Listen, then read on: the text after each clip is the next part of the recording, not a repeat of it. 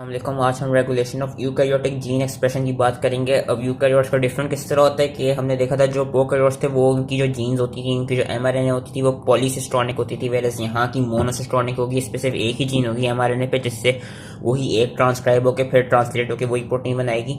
अब होता क्या है कि हमने प्रोकैरियोट्स को पढ़ा था वो ट्रांसक्रिप्शन के लेवल पे सिर्फ उनमें होती थी जीन एक्सप्रेशन की रेगुलेशन, वेरस हम यूकैरियोट्स में पढ़ेंगे कि यहाँ पे ट्रांसक्रिप्शन के लेवल पे भी हो सकती है, पोस्ट ट्रांसक्रिप्शन के लेवल पे भी हो सकती है, पोस्ट ट्रांसलेशनल लेवल पे भी हो सकती है जीन एक्सप्रेशन की रेगुलेशन यूकैरियोट्स में। तो इसलिए कहते हैं काफ़ी एग्जांपल्स हैं। तो पहले हम कर लेते हैं कि कहते हैं गैलेक्टोस वाली कोऑर्डिनेट रेगुलेशन। और ये क्या कहते हैं यूजली ट्रांसक्रिप्शन के लेवल पे होती है। होता क्या है कि हमने जब ट्रांसक्रिप्शन पढ़ रहे थे हम यूकैरियोट्स की, हमने उसमें पढ़ा था इफ आई कैन शो कि हमने कुछ जनरल ट्रांसक्रिप्शन फैक्टर्स पढ़े थे और कुछ स्पेसिफिक ट्रांसक्रिप्शनल फैक्टर्स पढ़े थे। हमने स्पेसिफिक ट्रांसक्रिप्शनल फैक्टर्स में पढ़ा था, अगर कहते हैं यस, स्पेसिफिक ट्रांसक्रिप्शन फैक्टर्स जो थे हमने वो पढ़ा था कि वो यूजली जो रेगुलेटर्स होंगे वहां पे जाके बाइंड करेंगे और वो जो जीन्स होंगी जो प्रोमोटर्स होंगे उनकी रेगुलेशन करा रहे होंगे। तो एक तरफ से हम देखेंगे जो यहाँ पे भी हम ये देखेंगे कि कुछ स्पेसिफिक ट्रांसक्रिप्शन फैक्टर्स होते हैं वो करा क्या रहे होते हैं, वो रेगुलेशन कराते हैं। और कुछ इनहेंसर एलिमेंट भी पढ़ा था जो हमने देखा था कि हार्मोन्स का क्या कहते हैं या किसी चीज का किसी प्रोटीन का रिस्पॉन्स एलिमेंट बन रहा होता है यहाँ पे। तो यहाँ पे होता है कि सबसे पहली एग्जांपल है वो है गैलेक्टोस सर्किट की, जो कि आप कहते हैं यीस्ट में होता है। हमने क्या कहते हैं मैंने भी बताया स्पेसिफिक ट्रांसक्रिप्शन फैक्टर्स होते हैं। और आई डोंट नो अगर मैंने पिछली वीडियो में बताया था ट्रांसक्रिप्शन की, पर होता है कि जो स्पेसिफिक ट्रांसक्रिप्शन फैक्टर्स होते हैं उनके पास दो डोमेन्स होते हैं। एक तो डीएनए बाइंडिंग डोमेन जिससे वो डीएनए पर बाइंड करते हैं, एक होता है ट्रांसक्रिप्शनल एक्टिवेटिंग डोमेन जिस डोमेन के थ्रू वो बाकी को एक्टिवेटर्स, बाकी प्रोटीन्स को, बाकी जनरल ट्रांसक्रिप्शनल फैक्टर्स को लाते हैं ताकि ट्रांसक्रिप्शन क्या कहते हैं इनिशिएशन हो सके। तो एक गैलेक्टोस सर्किट होता है, ये होता है आपका यूकैरियोट्स में, आपकी यीस्ट में होता है। होता क्या है कि जब ग्लूकोज अवेलेबल नहीं और आपने गैलेक्टोज को एज एनर्जी सोर्स यूज करना हो और उसके थ्रू ही गैलेक्टोज को एज एनर्जी सोर्स यूज करने के लिए कुछ एंजाइम्स बनाने हो, उसके मेटाबॉलिज्म के लिए कुछ एंजाइम्स बनाने हो, तो उसकी ये कहते हैं ट्रांसक्रिप्शन होती है। अब होता क्या है उस ट्रांसक्रिप्शन के थ्रू ही वो एंजाइम्स बनते हैं जो गैलेक्टोज को यूज अप कर पाते हैं। अब होता क्या है कि जब गैलेक्टोज प्रेजेंट नहीं होगी तो होगा क्या कि कहते हैं जो भी उसकी जीन है, जो टारगेट जीन है उसका प्रोमोटर है, इसमें यीस्ट में यूकैरियोट में होता क्या है एक सीक्वेंस होता है जो कि जिसका नाम होता है अपस्ट्रीम एक्टिवेटिंग सीक्वेंस। ये गैल से नाम लिया क्योंकि gal as an short form galactose upstream activating sequence होता है। और यहाँ पे आके एक शॉर्ट एक क्या कहते हैं एक स्पेसिफिक ट्रांसक्रिप्शनल फैक्टर लगता है जिसका नाम होता है गैल4। गैल4 जैसे मैंने बताया स्पेसिफिक ट्रांसक्रिप्शन फैक्टर है, तो इसके पास एक डीएनए बाइंडिंग डोमेन है जिसके थ्रू ये डीएनए पे अटैच कर रहा है। एक इसके पास होता है ट्रांसक्रिप्शन एक्टिवेटिंग डोमेन जिसके थ्रू ये बाकी को फैक्टर्स को एक्टिवेटर्स और आरएनए पॉलीमरेजेस को लेकर आएगा ताकि ट्रांसक्रिप्शन हो सके, प्रोमोटर वाली साइड से इनिशिएट हो सके। अब होता क्या है जब गैलेक्टोज प्रेजेंट नहीं होती, जब galactose as energy source use नहीं हो पाती, तो होगा क्या वो जो गैल4 है जिसने हमेशा हर वक्त होना है अपने क्या कहते हैं जिस स्पेसिफिक ट्रांसक्रिप्शन फैक्टर ने हमेशा अपने इस सीक्वेंस पे होना है, इस रेगुलेटरी सीक्वेंस पे जिसका नाम है अपस्ट्रीम एक्टिवेटिंग सीक्वेंस। होगा क्या जब गैलेक्टोज प्रेजेंट नहीं होगी तो ये सर्किट ऑफ होगा। क्यों? क्योंकि जो इसका ट्रांसक्रिप्शन एक्टिवेटिंग डोमेन होगा यहाँ पे एक प्रोटीन, एक अगेन रेगुलेटरी प्रोटीन लगी होगी जिसका नाम होगा गैल80। गैल80 जो है वो गैल4 के ट्रांसक्रिप्शन एक्टिवेटिंग डोमेन के साथ लगी होगी, इसलिए ये कहते हैं गैलेक्टोज की जो भी टारगेट जीन बनानी है उसकी ट्रांसक्रिप्शन नहीं हो पाएगी। होगा कब? जब गैलेक्टोज प्रेजेंट नहीं होगी। जब गैलेक्टोज प्रेजेंट होगी तो होगा क्या, जो गैलेक्टोज होगी वो एक और रेगुलेटरी प्रोटीन की प्रोडक्शन कराएगी, एक और रेगुलेटरी प्रोटीन को एक्टिवेट कराएगी जिसका नाम होगा गैल3। गैल3 क्या करेगी, गैल3 गैल80 के साथ बाइंड कर देगी और गैल80 को कहते हैं एक तरफ से प्रिवेंट करेगी कि वो गैल4 के ट्रांसक्रिप्शन एक्टिवेटिंग डोमेन पे जाके लगे। जब ये वाली सीक्वेंस बन जाएगी तो होगा क्या, जो ट्रांसक्रिप्शन एक्टिवेटिंग डोमेन होगा गैल4 का वो खुला होगा, जिसकी वजह से अब क्या करेगा जो ट्रांसक्रिप्शन एक्टिवेटिंग डोमेन है ये बाकी जनरल ट्रांसक्रिप्शन फैक्टर्स को प्रोमोटर रीजन पे ला सकता है, आरएनए पॉलीमरेज को प्रोमोटर रीजन पे ला सकता है, जिससे फिर ट्रांसक्रिप्शन इनिशिएट हो सकती है और जो टारगेट जीन है वो प्रोड्यूस हो पाएगी। ये गैलेक्टोज सर्किट था। एक फिर आके आ जाते हैं हार्मोन रिस्पॉन्स एलिमेंट्स या hormone response systems. We know क्या कहते हैं कुछ हार्मोन्स अपना क्या कहते हैं ट्रांसक्रिप्शन के थ्रू ही अपनी एक्टिवेशन के लिए और अपनी एक्टिविटी के लिए फर्दर जीन्स बनाते हैं, वो थ्रू ट्रांसक्रिप्शन बनाते हैं। अब हार्मोन्स के भी डिफरेंट रिसेप्टर्स होते हैं। कुछ होते हैं इंट्रासेल्युलर रिसेप्टर्स यानी सेल के अंदर न्यूक्लियस के अंदर होंगे या साइटोप्लाज्म में, और ये वाले जो हार्मोन्स होते हैं यूजुअली लाइपोफिलिक हार्मोन्स होते हैं जिनमें काफी एग्जांपल्स आ जाती हैं। यहाँ पे काफी एग्जांपल्स दी हुई हैं लाइपोफिलिक उन स्टेरॉयडल हार्मोन्स, इसमें glucocorticoids, mineralocorticoids, androgen, estrogen, vitamin D, retinoic acid, thyroid hormones और क्या कहते हैं ये सारे इनकी एग्जांपल्स दी हुई, ये as a specific transcriptional factor ही एक्ट कर रहे होते हैं इंट्रासेल्युलर में। और जो आपके सेल सरफेस रिसेप्टर्स होते हैं वो यूजुअली वो होते हैं जो हाइड्रोफिलिक होते हैं, जिसमें आपकी इंसुलिन आ गई, एपिनेफ्रिन आ गई, ग्लूकागॉन आ गई, तो उसकी एग्जांपल भी दी हुई है। होता क्या है जो इंट्रासेलुलर हैं जिन्होंने न्यूक्लियस के अंदर जाके ऐड करने, होगा क्या, जिस तरह उन्होंने यहाँ पे ग्लूकोकॉर्टिकॉइड की एग्जांपल ली हुई, ग्लूकोकॉर्टिकॉइड में कॉर्टिसोल की एग्जांपल ली हुई, वो होगा क्या, वो कॉर्टिसोल जो है अगेन ये स्पेसिफिक ट्रांसक्रिप्शन फैक्टर है, तो इसके पास डीएनए बाइंडिंग डोमेन है, इसके पास ट्रांसक्रिप्शनल एक्टिवेटिंग डोमेन है, और होता क्या है कभी कभार इसके पास एक लाइगेंड बाइंडिंग डोमेन भी होता है। तो करता क्या है कि जब ये कॉर्टिसोल, जब ये हार्मोन, जब ये स्पेसिफिक ट्रांसक्रिप्शनल फैक्टर आए, ये अपने रिसेप्टर जिसका नाम जीआरएस है, short form for glucocorticoid receptor, जब ये अपने रिसेप्टर के साथ आके एक्ट करा, इसे कहते हैं बाइंड करा, तो ये कराएगा क्या कि ये इसके साथ ये कहते हैं इसको डाइमराइज कर देगा। ये हम देख सकते हैं कि डाइमर इसने प्रोड्यूस कर दिया और एक कॉन्फॉर्मेशनल चेंज बनाई और इसकी वजह से ये रिसेप्टर एक्टिवेट हो गया। अब होगा क्या कि ये जो रिसेप्टर हार्मोन या ये जो रिसेप्टर और फैक्टर का ये जो कहते हैं कॉम्प्लेक्स है, ये जाएगा न्यूक्लियस के अंदर।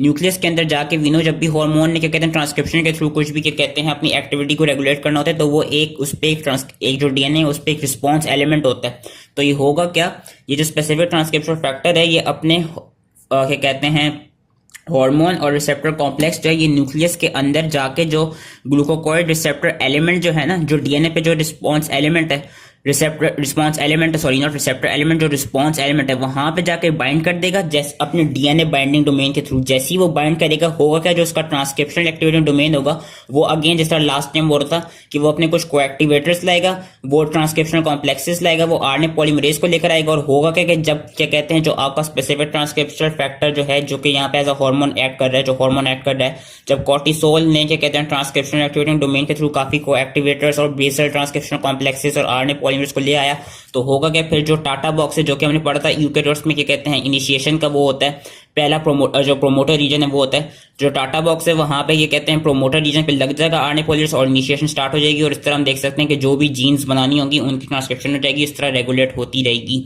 ये होता है इंट्रासेलुलर में। ये इन्होंने इस तरह सिखाया है कि जो बाइंडिंग ऑफ स्टीरॉयड हार्मोन जो कि यहाँ पे कॉर्टिसोल है टू इट्स न्यूक्लियर रिसेप्टर, हुआ क्या, कॉन्फॉर्मेशनल चेंज हुई जिससे ये क्या कहते हैं डायमर बन गया। अब होगा क्या, ये जो हार्मोन और रिसेप्टर का कॉम्प्लेक्स है ये अंदर गया और उसने एक्टिवेट किया डीएनए के सीक्वेंस पे जिसका नाम है, जो कि यहाँ पे दिखा हुआ है response element, glucocorticoid response element के साथ जब इसने क्या कहते हैं बाइंड किया, तो जो इसका ट्रांसक्रिप्शनल एक्टिवेटिंग डोमेन था उसके थ्रू क्या हुआ कि एक्सप्रेशन जो है वो फर्दर एक्सप्रेस्ड हुआ और क्या कहते हैं काफी सारे आपके क्या कहते हैं टारगेट जीन्स आए, काफी सारे क्या कहते हैं वो आए जनरल ट्रांसक्रिप्शनल फैक्टर्स आए और आपका क्या कहते हैं जो एंजाइम है आरएनए पॉलीमरेज वो आया, जिसकी वजह से फिर क्या हुआ, आपकी जो जीन एक्सप्रेशन होनी थी वो एक्सप्रेस्ड हो गया और जो ट्रांसक्रिप्शन करानी थी वो हो गई। The hormone receptor complex in association with coactivated proteins controls the transcription of targeted genes, जो भी जीन्स बनानी है उनकी फिर ट्रांसक्रिप्शन हो जाएगी। ये था इंट्रासेलुलर रिसेप्टर के लिए। जो अब जो सेल्फ सरफेस रिसेप्टर्स होते हैं उनके लिए क्या होता है, उनके लिए वी हैव लर्न, उनके लिए क्या कहते हैं एक जी प्रोटीन कपल्ड रिसेप्टर वाला मैकेनिज्म होता है। उसमें भी यही चीज होती है कि जो भी हार्मोन है जिस तरह अगर ग्लूकागॉन हो गया वो यहाँ पे आएगा अपने रिसेप्टर पे ऐड करेगा और अपनी जी प्रोटीन के थ्रू क्या होगा, जो एडेनाइल साइक्लेस है वो साइक्लिक एएमपी में कन्वर्ट होगा। अब साइक्लिक एएमपी यहाँ पे सेकेंडरी मैसेंजर ऐड करा होता है, साइक्लिक एएमपी ने जाके उस रिस्पॉन्स एलिमेंट जो भी रिस्पॉन्स जो अपना साइक्लिक एएमपी का रिस्पॉन्स एलिमेंट है वहां पे लगना होता है और वहां पे लग के फिर अगेन ट्रांसक्रिप्शन को इनिशिएट कराना होता है। और ये भी कैसे करेगा, जो साइक्लिक एएमपी है उसका जो रिस्पॉन्स एलिमेंट है, साइक्लिक एएमपी का रिस्पॉन्स एलिमेंट वहां पे जाके एक प्रोटीन ने लगना होगा जिसका नाम होगा cyclic AMP response element binding protein के, जो उसके रिस्पॉन्स एलिमेंट पे एक प्रोटीन लगेगी उसका नाम होगा cyclic AMP response element binding protein. वो लगेगी कैसे, वो फॉस्फोराइलेट होगी, फॉस्फोराइलेट होने के बाद वो एक्टिवेट हो जाएगी, जैसी वो एक्टिवेट होगी वो फिर लग जाएगी उस रिस्पॉन्स एलिमेंट पे, जिससे फिर होगा कि अगेन जो ट्रांसक्रिप्शन करानी है वो हो जाएगी जीन्स की। तो ये थी यूकैरियोट्स में थ्रू के कहते हैं कोऑर्डिनेटेड रेगुलेशन। अब एक आ जाती है थ्रू के कहते हैं आफ्टर, मैंने कहा था एक तो ये ट्रांसक्रिप्शन के लेवल पे हो रही थी, एक आ जाती है आपकी पोस्ट ट्रांसक्रिप्शनल लेवल पे और पोस्ट ट्रांसलेशनल लेवल पे। अब एमआरएनए के थ्रू भी हो सकती है। एमआरएनए के थ्रू कैसे हो सकती है कि हमने पोस्ट ट्रांसक्रिप्शन मॉडिफिकेशन में पढ़ा था, कुछ चीजें होती हैं जिनका नाम होता है ऑल्टरनेटिव स्प्लाइसिंग। ऑल्टरनेटिव स्प्लाइसिंग से क्या हो सकता है कि कुछ इंट्रॉन्स रिमूव कर दिए या कुछ एक्सॉन्स जो थे उनके क्या कहते हैं जो भी उनका सीक्वेंस है उसमें क्या कहते हैं, या तो ऐसा कर दिया, इस तरह यहाँ पे एग्जांपल दी हुई है कि जो एक्सॉन नंबर 3 था इसको यहाँ से अगर हटा दिया और इंट्रॉन को रहने दिया तो ये डिफरेंट प्रोटीन बनेगी, डिफरेंट एमआरएनए बनेगा। वेरएस के कहते हैं अगर 5 एक्सॉन्स को रखा तो डिफरेंट ट्रांसक्रिप्ट बनेगा, इससे ट्रांसलेशन के थ्रू डिफरेंट प्रोटीन बनेगी, इसके ट्रांसलेशन के थ्रू डिफरेंट प्रोटीन बनेगी। तो थ्रू ऑल्टरनेटिव स्प्लाइसिंग आपके एक ही प्रोटीन के डिफरेंट आइसोफॉर्म्स बन सकती हैं, जिस तरह उन्होंने यहाँ पे भी और जो पोस्ट ट्रांसक्रिप्शन वाली मॉडिफिकेशन की वीडियो थी उस पर भी उन्होंने ट्रोपोमाइसिन की एग्जांपल दी हुई थी कि इस ऑल्टरनेटिव स्प्लाइसिंग के थ्रू आपके डिफरेंट आइसोफॉर्म्स बन सकती हैं एक ही प्रोटीन की। उसके अलावा एक और चीज आती थी जिसको हम कहते हैं ऑल्टरनेटिव पॉलीएडिनाइजेशन। ऑल्टरनेटिव पॉलीएडिनाइजेशन में क्या होगा कि हमने देखा था पोस्ट ट्रांसक्रिप्शन मॉडिफिकेशन में जो mRNA है उसके क्या कहते हैं एंड पे पॉली ए टेल लगती है।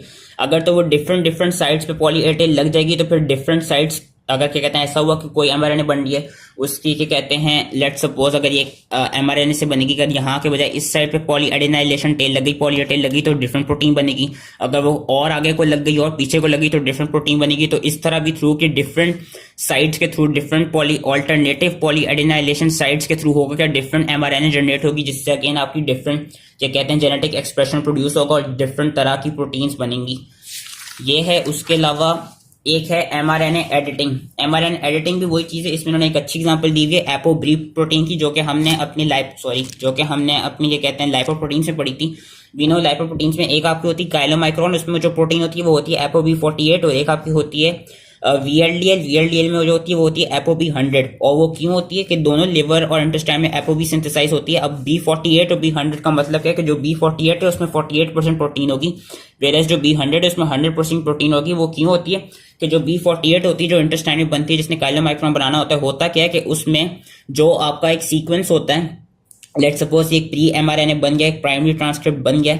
अब होगा क्या, जो इसमें एक सीक्वेंस होगा CAA जो कि ग्लूटामिन को कोड करता है। पोस्ट ट्रांसक्रिप्शनल मॉडिफिकेशन में होगा क्या, स्प्लाइसिंग और पॉली एडेनाइलेशन के थ्रू जो ये C है इसको सब्स्टिट्यूट करके, इसको डिमाइनेट करके हम यहाँ पे यूरासिल लगा देंगे, जिससे UAA बन जाएगा। अब जो UAA होता है ये होता है स्टॉप कोडॉन। तो हम देख सकते हैं कि ApoB48 इसमें 48% प्रोटीन इसीलिए लगती है क्योंकि इसके क्या कहते हैं होता क्या है कि पूरी नहीं सिंथेसाइज होती। अगर ये पूरी लिवर में बनती है, ये पूरा ये कोड लिवर में सिंथेसाइज होता है, जिससे ApoB100 होते हैं। ApoB48 में क्या होता है कि जो यहाँ पे ऑलमोस्ट हाफ रीजन पे जहाँ पे ग्लूटामिन कोड कर रहा होता है, वहां पे साइटोसिन डीअमाइनेट होकर यूरासिल में बदल जाती है, जिससे जो यूरासिल है वो यहाँ पे लग जाती है। और ये हम देख सकते हैं ये UAA कोडॉन बन जाता है, जो कि स्टॉप कोडॉन बन गया। तो होगा क्या, जो ApoB48 है वो सिर्फ यहाँ तक ही आएगी और यहाँ पे आके स्टॉप हो जाएगी, इसलिए ApoB48 में सिर्फ 48% प्रोटीन होती है। इस प्रोसेस को हम कहते हैं mRNA एडिटिंग, कि एडिटिंग होगी साइटोसिन की जगह यूरासिल आके लग गई है। एक आपकी फिर स्टेबिलिटी के लिए डिफरेंट होती है, उन्होंने आयरन का दिखाया हुआ है, क्या कहते हैं आयरन के मेटाबॉलिज्म का दिखाया हुआ है। इसमें उन्होंने ये दिखाया हुआ है कि जो ट्रांसफेरेंट प्रोटीन है, जिसमें क्या कहते हैं आयरन को ट्रांसपोर्ट करानी होती है, और इंट्रासेल्युलर उसको क्या कहते हैं ट्रांसपोर्ट करना होता है सेल्स के आयरन को। होता है क्या है कि जो ट्रांसपेरेंट प्रोटीन है जिसने जिस तरह बनना है, उसने जिस mRNA से बनना है, उसका ये जो कोडिंग रीजन है वो इस ट्रांसपेरेंट को बना रहा होगा mRNA पे, और होगा क्या कुछ अनट्रांसलेटेड रीजन होता है। अब उसका जो 3 एंड पे अनट्रांसलेटेड रीजन है जिसने ट्रांसलेट नहीं होना, वहां पे इसके रिस्पॉन्सिव एलिमेंट्स होते हैं। इन्होंने दिखाए भी इस शेप में इसके रिस्पॉन्सिव एलिमेंट्स होते हैं। और होता क्या है, ये शॉर्ट स्टेम लूप स्ट्रक्चर होते हैं, ये आयरन रिस्पॉन्सिव एलिमेंट कहलाते हैं। होता क्या है, इन आयरन रिस्पॉन्सिव एलिमेंट पे आयरन रेगुलेटरी प्रोटीन लगती है, जिससे क्या कहते हैं इसकी ट्रांसलेशन होती है, जिससे ट्रांसपेरेंट ज्यादा बनती है। और वही एग्जाम्पल उन्होंने इस पैराग्राफ में समझाई कि होगा क्या अगर तो ऐसी सिचुएशन आ जाए कि जो आयरन की कॉन्सेंट्रेशन है वो सेल्स के अंदर लो हो, और आपको सेल्स को ज्यादा आयरन चाहिए हो, क्योंकि कहते हैं बाहर आयरन ज्यादा हो, ज्यादा आयरन को ट्रांसपोर्ट कराना हो, तो होगा क्या कि जो रिस्पॉन्सिव एलिमेंट है वहां पे ज्यादा से ज्यादा आयरन रेगुलेटरी प्रोटीन लग जाएंगी, जिससे होगा क्या जो कोडिंग सीक्वेंस है वहां पे ट्रांसपेरेंट की ज्यादा ट्रांसलेशन होगी, जिससे ज्यादा ट्रांसपेरेंट बनेगी। जब ज्यादा ट्रांसपेरेंट बनेगी तो फिर ज्यादा आयरन जो सेल्स के अंदर आ जाएगा। सिमिलरली अगर ऐसा हो कि हाई आयरन हो और सेल्स को आयरन कम कराना हो, तो होगा क्या वो जो आयरन रेगुलेटरी प्रोटीन है वो रेगुलेट नहीं करेगी, वो इस जगह पे नहीं लगेगी, रिस्पॉन्सिव एलिमेंट पे नहीं लगेगी। जब वो नहीं लगेगी तो ट्रांसपेरेंट नहीं बन पाएगी, जब ट्रांसपेरेंट नहीं बनेगी तो फिर अगेन ज्यादा आयरन फिर नहीं जाएगा और आहिस्ता आहिस्ता कम हो जाएगा। इस तरह ये रेगुलेट हो सकता है। यहाँ पे एक और एग्जाम्पल उन्होंने फेरेटिन की दी हुई है। फेरेटिन का काम क्या होता है कि उसने स्टोर कराना होता है। फेरेटिन का उन्होंने डायग्राम नहीं बताया, बस होता क्या है, लेकिन फेरेटिन में ऑपोजिट हो जाता है। अगर तो क्या कहते हैं सेल्स के अंदर जो हो आयरन काफी क्या कहते हैं वो हो, उसका होता है कि जो उसका वो रिस्पॉन्सिव एलिमेंट रीजन है वो 5 एंड पे होता है और उसका सिर्फ एक ही होता है। यहाँ पे हम देख सकते हैं काफी मल्टीपल है, यहाँ पे 3 दिखाए हुए। जो फेरेटिन है, फेरेटिन का सिर्फ एक ही होता है कि इन्होंने दिखाया हुआ एक ही होता है सिंगल आयरन रिस्पॉन्सिव एलिमेंट, और इसके 5 अनट्रांसलेटेड रीजन पे होता है। और यहाँ पे होता है कि उलट होता है, जब आयरन के लेवल्स अंदर लो होंगे तो फिर उसको स्टोर करने का फायदा नहीं है। तो होगा क्या, जो उसका रिस्पॉन्सिव एलिमेंट है वहां पे रिस्पॉन्सिव प्रोटीन लग जाएगी, जिसकी वजह से लेस फेरेटिन बनेगी। यहाँ पे क्या हो रहा था इसमें कि इसमें जब प्रोटीन लग रही थी तो ज्यादा ट्रांसपेरेंट बन रही थी, वेरएस फेरेटिन में क्या होता है कि फेरेटिन में जब वो रिस्पॉन्सिव प्रोटीन अपने रिस्पॉन्स एलिमेंट पे लगती है तो फिर लेस फेरेटिन बनती है। और ये तब होता है कि जब सेल्स के अंदर आयरन लो। ये क्यों होता है, ताकि क्या कहते हैं जब आयरन है ही कम तो उसको स्टोर करने का फायदा नहीं है। जब ज़्यादा आयरन हो और फिर उसको स्टोर कराना हो तो फिर क्या होगा कि वो जो रिस्पॉन्सिव प्रोटीन है वो अपने एलिमेंट पे नहीं लगेगी, जिससे फेरेटिन ज़्यादा बनेगी। जब फेरेटिन ज़्यादा बनेगी तो जो बाहर ज़्यादा आयरन प्रेजेंट है वो ज़्यादा अंदर को स्टोर हो जाएगी। एक और आपका फिर प्रोसेस आ जाता है आरएनए इंटरफेरेंस। आरएनए इंटरफेरेंस क्या होता है कि आरएनए को इंटरफेयर किया जाता है कि उसकी जो ट्रांसलेशन है उसको रिप्रेस कराया जाए। और वो कराती कौन है? वो कुछ अदर साइलेंसिंग आरएनएस कराती हैं, जिसमें आपके क्या कहते हैं एक काफ़ी जो एक एग्जांपल आती है वो माइक्रो आरएनए की आती है। अगेन माइक्रो आरएनए बनने तो बनती कैसे कि एक पहले उसका प्री फॉर्म, एक पे कहते हैं प्राइमरी ट्रांसक्रिप्ट बनता है, फिर उस पे होता है प्राइमरी ट्रांसक्रिप्ट पे एक एंडोन्यूक्लियस ऐड करता है जिसका नाम होता है ड्रोशा। जब वो एक एंडोन्यूक्लियस ऐड करते हैं तो होता क्या है, इस प्राइमरी को एक प्री फॉर्म में बना देता है, फिर इस प्री फॉर्म पे एक और एंडोन्यूक्लियस ऐड करता है जिसका नाम होता है डाइसर। डाइसर क्या करता है, इस प्री फॉर्म को उसके एक क्या कहते हैं मॉडिफाइड और उसके फंक्शनल माइक्रो आरएनए में बना देता है। माइक्रो आरएनए ने क्या करना है कि इसने कुछ एमआरएनए को इंटरफेयर करना है और उनकी ट्रांसलेशन को क्या कहते हैं रिप्रेस कराना है। और वो कराती कैसे है कि उसका जो एक स्ट्रैंड होता है वो जो माइक्रो आरएनए है उसका एक strand as a guide strand use होता है। माइक्रो आरएनए डबल स्ट्रैंड होती है, उसका एक strand as a guide strand use होता है। और वो कराती क्या है कि एक प्रोटीन है उसको लेकर आती है और उसको जिस भी एमआरएनए की उसने ट्रांसलेशन को स्टॉप कराना वहां पे जाके बाइंड कराती है। ऑरेंज ऑरेंज सा क्या कहते हैं माइक्रो आरएनए इसने कराया क्या है कि एक प्रोटीन होती है जिसका नाम होता है RNA induced silencing complex. Silence यानी क्या कहते हैं साइलेंस कराना है, खत्म कराना है, उस ट्रांसलेशन को रुकवाना है। तो वो किस तरह करेगी कि जो माइक्रो आरएनए होगी वो आरएनए इंड्यूस्ड साइलेंसिंग कॉम्प्लेक्स को लेकर आएगी, एमआरएनए पे अटैच करेगी, जिससे होगा क्या कि जो ट्रांसलेशन होगी उस एमआरएनए की वो रिप्रेस हो सकती है, या क्या होगा कि वो जो एमआरएनए है उसकी ट्रांसलेशन नहीं हो पाएगी क्योंकि जो एमआरएनए होगी उसको डिग्रेड कर दिया जाएगा थ्रू डिफरेंट स्लाइसर्स। तो ये इस तरह क्या कहते हैं एक तरफ से हम देख सकते हैं कि जेनेटिक एक्सप्रेशन की आफ्टर ट्रांसक्रिप्शन पोस्ट ट्रांसक्रिप्शन में क्या कहते हैं इस तरह रेगुलेशन हो रही है। और एक और इसकी रेगुलेशन जो पोस्ट ट्रांसलेशनली होती है, sorry not post translation, translation के दरमियान जो रेगुलेशन होती है हमने ट्रांसलेशन में पढ़ा था। अगर क्या कहते हैं ट्रांसलेशन को, यस हमने ट्रांसलेशन में किस स्टेप में हमने पढ़ा था कि एक फैक्टर होता है यूकैरियोटिक इनिशिएटिंग फैक्टर 2। जैसी टीआरएनए लगता है वो हाइड्रोलाइज हो जाता है और बाकी फैक्टर्स को रिलीज कर देता है। लेकिन उसने करना क्या होता है, उसने इंतजार करना होता है कि वो जो टीआरएनए है वो आके पहले लगे देन ही हाइड्रोलाइज होता है।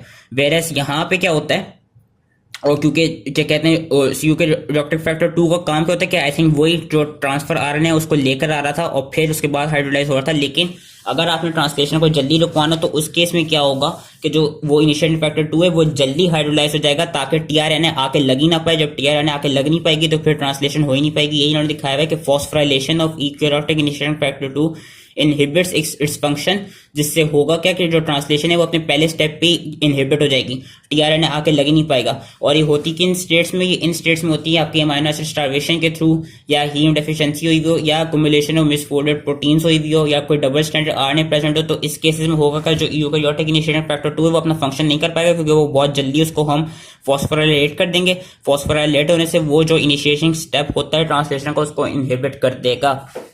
अब बाकी जिन्होंने दिखाई हुई regulation through variations in DNA, वो इसको बस क्या कहते हैं एक रीड दिया जा सकता है। डीएनए के थ्रू उन्होंने इस तरह दिखाई हुई कि वी नो कि डीएनए जो है वो हाइस्टोन प्रोटीन के साथ बाइंडेड होती है और न्यूक्लियोसोम स्ट्रक्चर में होती है। और वी नो कि जब उसको क्या कहते हैं हाइस्टोन वाले स्ट्रक्चर को जब डीकंडेंस किया जाता है देन ही वो एक्टिवेट होकर एज अ यूज हो सकती है। मैंने बताया भी था अपने डीएनए के स्ट्रक्चर में कि जब हम हाइस्टोन्स को डिकंडेंस करेंगे through the enzyme acetyl transferase तो वो फिर हम डीएनए को एज अ क्या कहते हैं यूज कर सकते हैं ट्रांसक्रिप्शन के लिए। तो अगेन अगर इसकी रेगुलेशन यही है कि जब आपने क्या कहते हैं डीएनए को एज अ ट्रांसक्रिप्शन यूज करना हो तो फिर आप क्या कहते हैं वही उन्होंने यही चीज समझाई हुई कि क्या कहते हैं हाइस्टोन्स की आप क्या कहते हैं वो करेंगे एसिटाइलेशन कराएंगे, मिथाइलेशन कराएंगे उसकी लाइसिन रेसिड्यू की, ताकि वो अपनी एक्टिव फॉर्म में आ जाए और ट्रांसक्रिप्ट बना सके।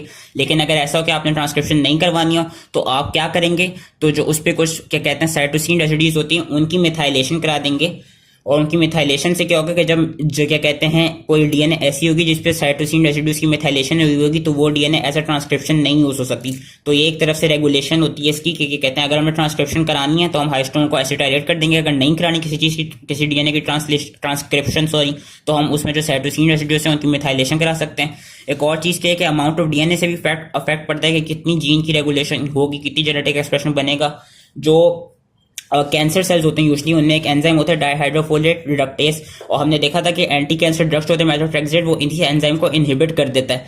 होता क्या है कि जो कहते हैं जो कैंसर सेल्स होते हैं, जो जर्म सेल्स होते हैं, वो एक प्रोसेस यूज करते हैं जीन एम्पलीफिकेशन, जिससे वो करेंगे क्या, इस एंजाइम्स की ज्यादा कॉपीज बना देंगे। जब इस एंजाइम की ज्यादा कॉपीज बना देंगे तो वो जो ड्रग दिया जाएगा वो अपना इफेक्ट सही से कर नहीं पाएगा, तो उस तरह से वो उसको इनहिबिट नहीं कर पाएगा, जिसकी वजह से जो कैंसर सेल्स की डीएनए वो ज्यादा जनरेट होती रहेगी। एक जीन एम्पलीफिकेशन सिस्टम होता है जिसके थ्रू वो अपने डीएनए को रेगुलेट कराते हैं।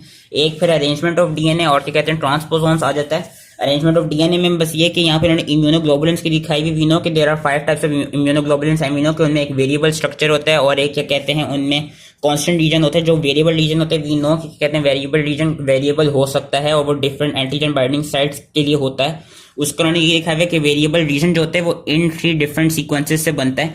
वो क्या कहते हैं वो वेरिएबल डाइवर्सिटी और एक जॉइनिंग रीजन होते हैं। इन 3 के क्या कहते हैं कॉम्बिनेशन से वेरिएबल रीजन बनता है। तो इस पैराग्राफ में उन्होंने ये चीज समझाई हुई है कि क्योंकि इतने सारे ये रीजन्स होते हैं, जिस तरह जो डाइवर्सिटी वाले में 20 हैं, ज्वाइनिंग के भी काफी ज्यादा होते हैं, वेरिएबल के भी काफी ज्यादा होते हैं, तो इनके डिफरेंट सीक्वेंसेस के थ्रू हम यहाँ पे 3 जो क्या कहते हैं वो होगा वेरिएबल रीजन होगा, वहां पे हम डिफरेंट सीक्वेंसेस के थ्रू डिफरेंट रेगुलेशन करा सकते हैं और डिफरेंट तरह की अराउंड 10⁻9 to 10⁻11 तरह की डिफरेंट इम्यूनोग्लोबुलिन्स बना सकते हैं, जिससे क्या कहते हैं वो डाइवर्सिटी ही प्रोवाइड करती हैं। तो that was all the genetic regulation in eukaryotes. I hope ये इजीली समझ में आ गया हो एंड थैंक यू।